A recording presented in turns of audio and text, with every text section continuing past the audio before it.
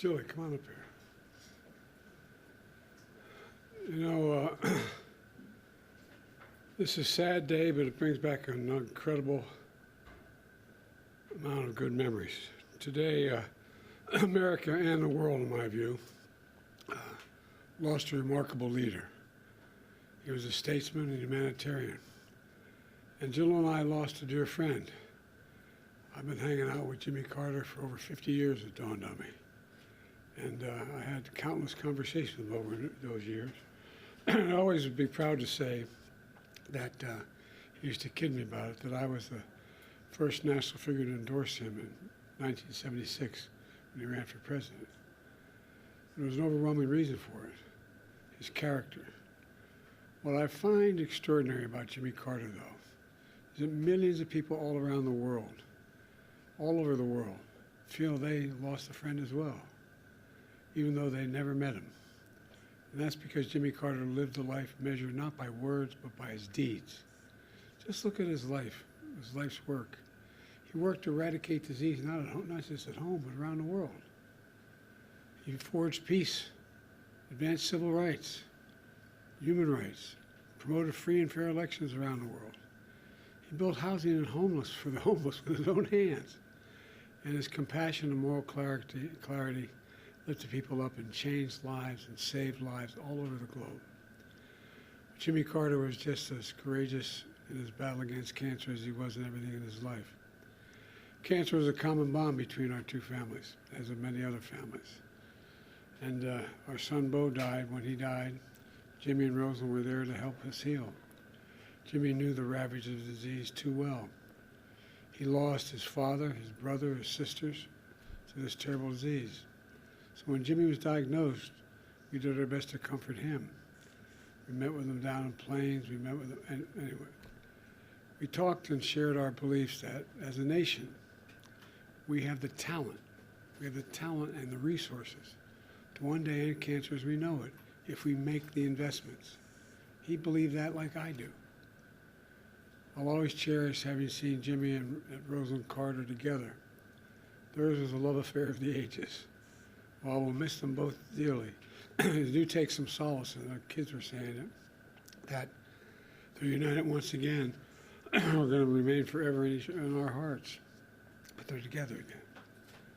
The entire Carter family, on behalf of the world, the whole nation, we send our whole heartfelt sympathies and gratitude. Our gratitude for sharing President Carter with us for so many years. You know, Jimmy Carter stands as a model of what it means to live a life of meaning and purpose, a life of principle, faith, and humility. His life dedicated to others. You know, he was like my dad. He thought that, he said, Joey, a job's about a lot more than a paycheck. It's about dignity, your dignity. About being able to look your kid in the eye and say, honey, everything's going to be okay. He believed, as I do, and many as you do, that that's absolutely possible. It's within our grasp to do that. It's not that hard. In his life, he served the nation in the Navy. He led the state of Georgia. He became president and a beloved statesman all over the world.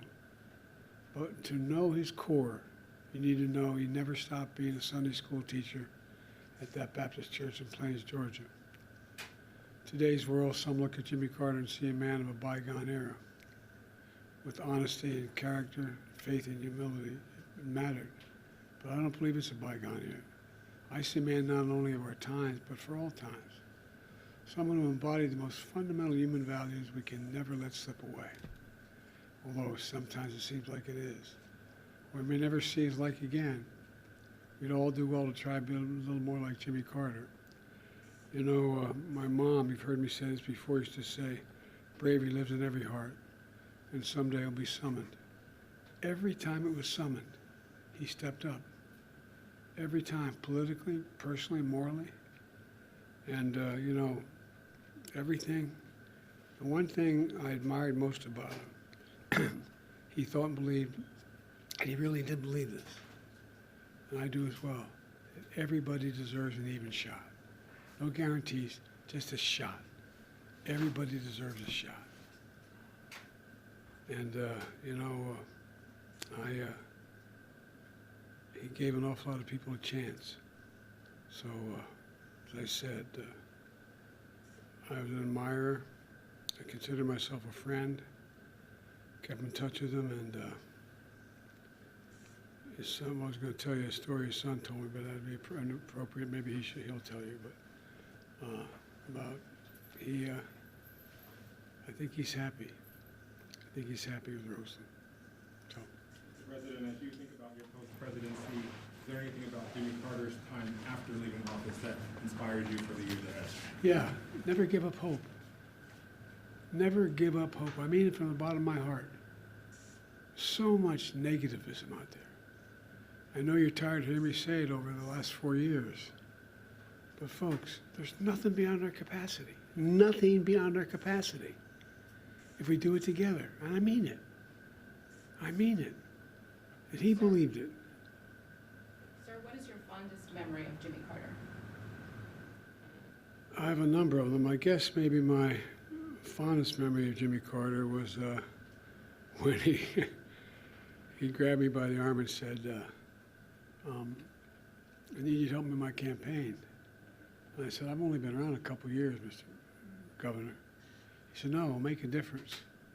I said, I'm not sure it will. He said, no, it will. When I endorsed him for president, I told him why I was endorsing him, and that it was not only his policies, but his character, his decency, the honor he communicated to everyone. And but he was also very, very, he and Roseland were very kind to Jill and me when we lost our son, Bo. They were there for us. And I don't know, it's,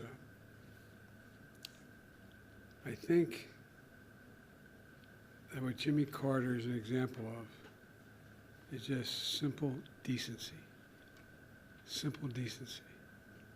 And I think that's what the rest of the world looks to America for. So what members of the family have you spoken to?